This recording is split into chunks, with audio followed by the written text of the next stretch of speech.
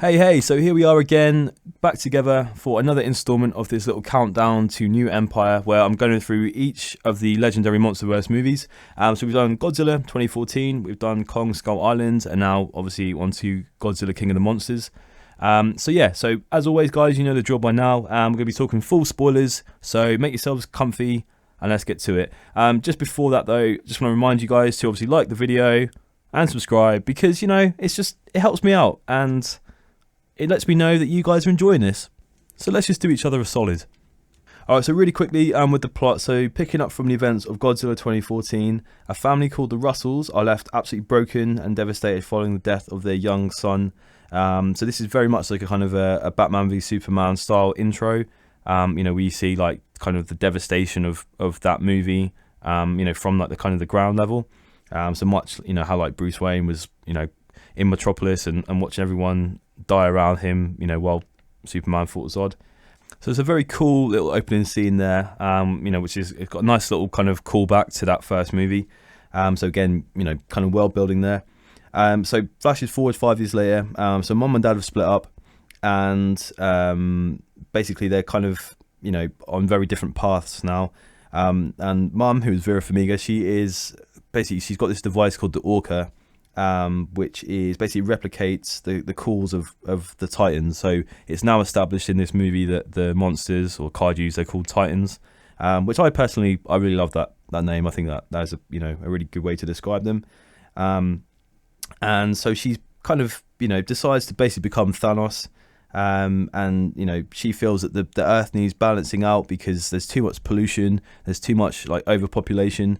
And just everything has just gotten to the point where the planet is going to ultimately suffer, and that's all our fault, which to be fair, she's not wrong, but also it's like this movie came out in 2019, like Infinity War was already out, like did she not watch that? Like don't be Thanos, Vera Farmiga, don't be Thanos. So she's got this device called the Orca, which she uses to mimic the calls, as I said. And she gets help from Charles Dance, who's also in this movie. Plays Alan Jonah, who's like this kind of, I think they say he's like a British kind of like army general turned eco-terrorist.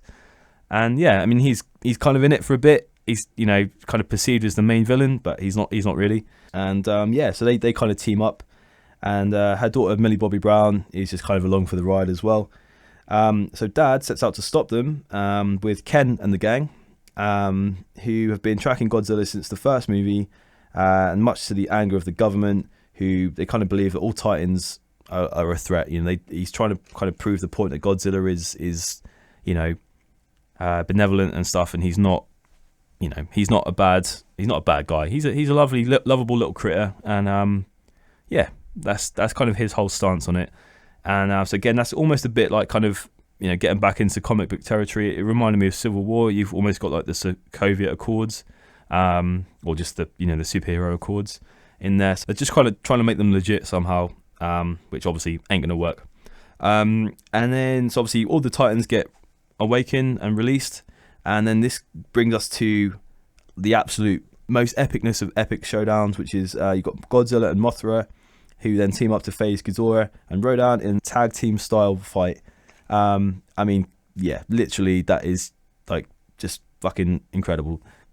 So at the end of the movie, Vera Farmiga decides to sacrifice herself because she kind of, by this point, Millie Bobby Brown has decided that she's actually a monster, which again kind of goes back to Samuel Jackson's character in Kong Skull Island, where it's showing that basically humans are the real monsters when it comes down to it. So she tries to right the wrongs that she's done in this movie, and she ends up sacrificing herself in order to kind of allow Godzilla to win, basically.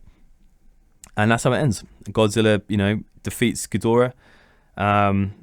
Mothra also sacrifices herself, unfortunately, but there's like suddenly all these other Titans, because Ghidorah's kind of been calling the Titans over to this battle from all across the world, and by the time they all get there, Godzilla's already won and he's crowned King of the Monsters, and that's how it ends. Alright, so moving into the positives of this movie, I mean, like I said before, the visuals are absolutely spectacular. Like every kind of Titan has their own like color palette.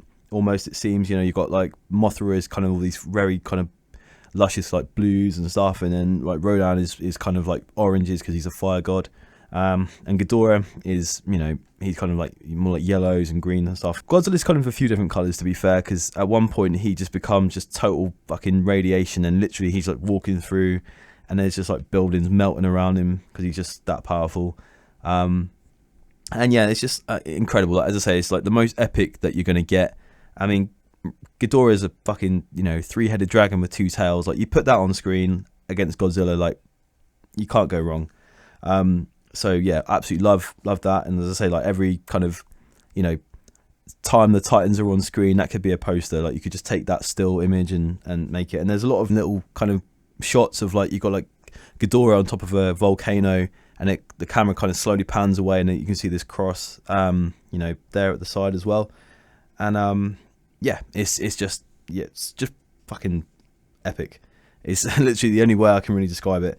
I like the humour in this movie as well. Again, I think they've taken some cues from Skull Island there, and they've kind of, you know, lightened the tone a little bit. Again, there's obviously still, you got all that kind of death and destruction that we got in the first Godzilla movie, but you know, there's definitely it's a lighter, you know, balance there. And I don't know if because it kind of you know, you've got, you know, maybe because there's more characters in this movie. Again, there's, you know, obviously different personalities in there.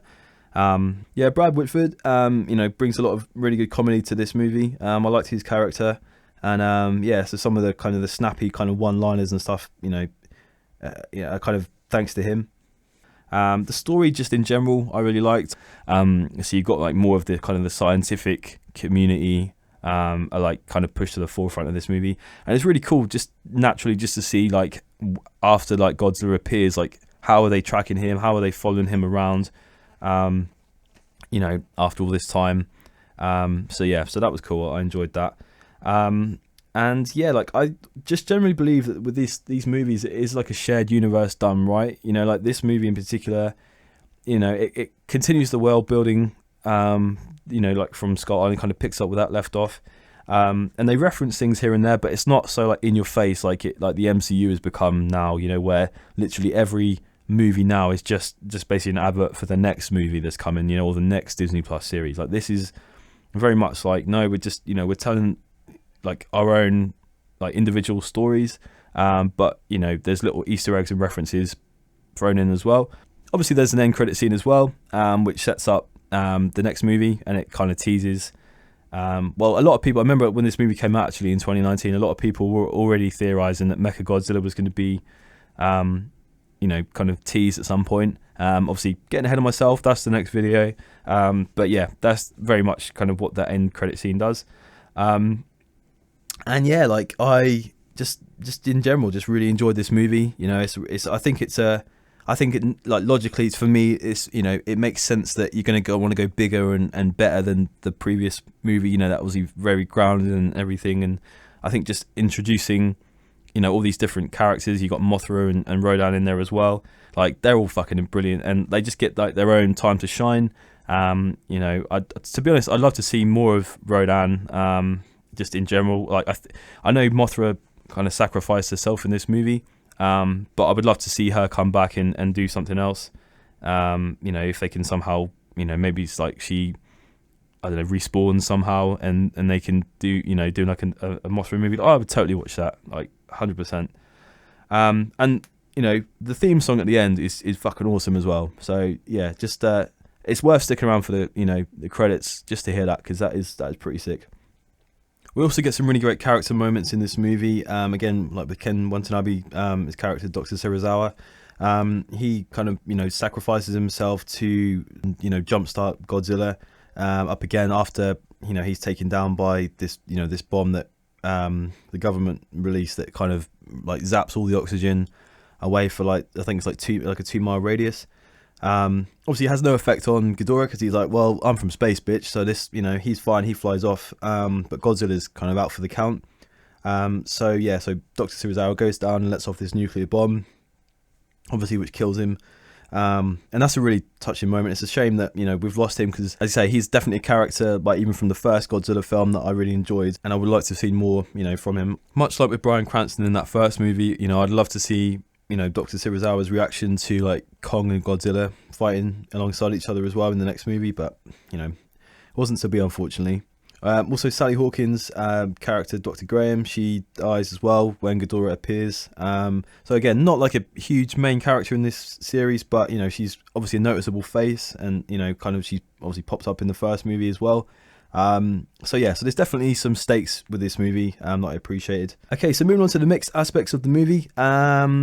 Again, like Skull Island, there's a lot of characters in this, but I do think they are balanced better than that movie. So I think there's a good mix of again letting everyone kind of get their moment to shine, and it's almost like I think naturally each movie kind of gets made, they kind of learn from their mistakes in the previous movie, so they're kind of changing changing things as it goes and improving things. And I think that there generally does appear to be a growth with these movies, that they do. I think they do get better as they go along, honestly. And yeah, I do think it really works. I mean, I don't know if this maybe should go in the negative section, but I do feel like there's just too much. I mean, I get like obviously bringing in a big name and stuff, and obviously it brings more people to watch it, but like, yeah, I felt there was a bit too much kind of focus on Millie Bobby Brown's character, Madison.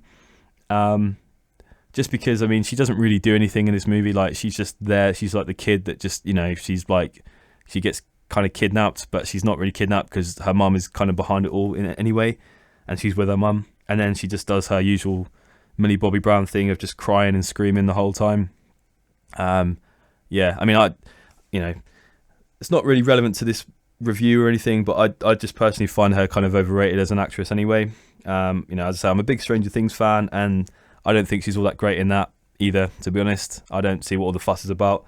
Maybe that's a hot take, but that's my take.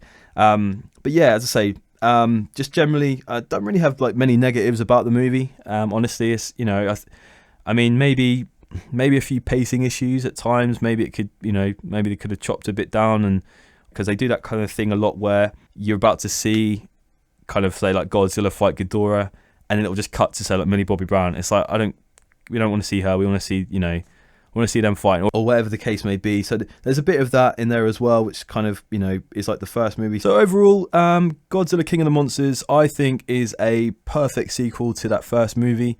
I think it continues the series on. It acts as obviously as a sequel to Skull Island as well, in a way. But I think it does a great job of, again, continuing the world building, introducing us to more Titans, and giving us, just a larger kind of view of the whole, world as a whole, and, getting to see all these different Titans attacking different countries and cities. In a way, it is a shame, that the series does tend to focus on Godzilla and Kong. Like, obviously, I get they're the most marketable characters out there, but like, give the spotlight to some other characters. As I say, I'd love to see if you can, even like a prequel Ghidorah movie, I think would be awesome. That's just my opinion. I'd love to see just something like him fighting a bunch of like a small village or something, like, in like Japan, like centuries ago or something. That would be really cool. Just seeing how they kind of would take him down, and maybe Godzilla could appear in that as well.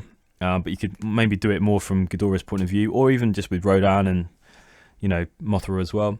But there's other Titans in there as well. There's like a kind of a mammoth type looking one. So yeah, I think it would be cool to get a movie based on all those characters. Somehow maybe get almost like a Civil War type thing. Where there's like a group of them kind of come up against another group of them, just to kind of put them out there a bit more. But yeah, as I say, overall, I really enjoy this movie. To be honest, I don't really have many negatives to say. I know a lot of people, this is kind of a mixed movie for a lot of people. I've personally always enjoyed it. I think this movie, what works the best about this movie is it very much, there's like the human story going on. And then, but it does, for the most part, know when to just let the monsters take over and just fight each other, and that's because they know that's what we want to see. So when all is said and done, I'm going to give Godzilla King of the Monsters a glowing score of 4.5 Mothras out of 5. Alright guys, thank you so much again for checking this video out. I really do appreciate it. I'm trying to keep it a bit more condensed than the last few reviews. I try not to waffle on too much. Keep it short and sweet. That's what I say. But I've just got, I have a lot of things to talk about, a lot of things to say sometimes. So that's kind of the way I am. But anyway, let me know in the comments down below, like, did you guys like this movie? What were your thoughts about, the way that the franchise is going as well? Are you excited for New Empire? So yeah, and obviously give it a thumbs up, subscribe, all that other crap. And I shall see you in the next video where we talk about what all these other movies have been building to thus far, which is Godzilla versus Kong. And yeah, that's going to be a fun one to review. So have a wonderful rest of your day, guys. Auf Wiedersehen.